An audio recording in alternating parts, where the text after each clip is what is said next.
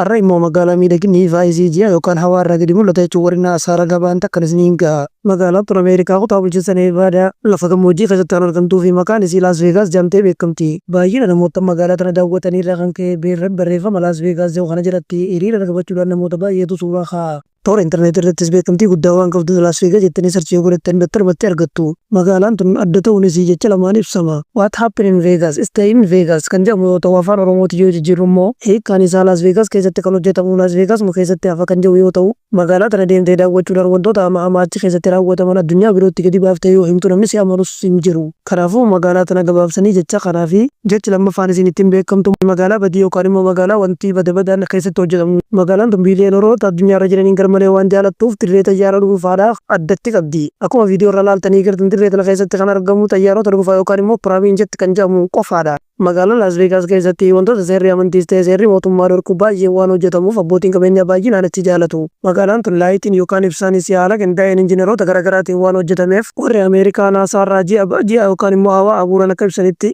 ibsaan yookaan laayitiin magaalaa Laasvegaasii fi magaalaa Chaayinaa takkarraa halkan ji'arraa gadi mul'ata jechuudhaan gabaasa baasan. Magaalaan tun kilaba halkanii gurguddoo akkasumas qumaarri gurguddaan kana malees wantoonni garaagaraa seeraan nayyamamnee fi amantaan nayyamamne baay'inaan magaalaa tana keessatti waan hojjetamuuf akkasumas halkan baatee daawwachuudhaaf gamoowwan isii haala viidiyoo irraa argitan kanaan waan ijaaramteef siidaan biyyoottan garaagaraa keessatti argaman kanneen akka Gibsii piraamiidii akkasumas kan Faransaay Eiffel Tower kanaa fi kanneen biyyoota biroo baay'inaan biyyattiin kooppii gootee magaalattii keessatti waan hojjetteef abbootii qabeenyaatiin baay'ee jaalatamti. Ibsaa yookaan laayitii magaalaa tana burqisiisuudhaaf kan oolu hidhaa mataa isii kan guddicha kana fakkaatu qabdi.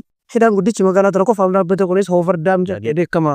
Abbootii qabeenyaa gurguddoo doolaara hedduu magaalaa tanatti kennaquun itti fayyadaman kana erga du'aniin booda isaanii rabbiin haa beeku malee magaalaan tun addunyaa irratti ammaaf haala kanaan miidhagina guddaa argachuudhaan ammaaf magaalaa kan dhaqee daawwate qofa otoo hin taane warri naasaa yookaan immoo hawaa abuuruuf ol ba'ellee ragaa ba'uuf ta'uu dandeesseeti jirti. Har'aaf xumureen jira guyyaatti aanutti ragaa qabatamaa sarchii hogootan argattan toora weebsaayitii garaagaraa irraa dubbiseen afaan oromootti jijjiiree viidiyoo waliin qindeessee isiniif dhiyeessa. Isinis viidiyoo laayik godhuu fi chaayinalii sabiskiraayib godhuudhaan gargaara nagaan tura.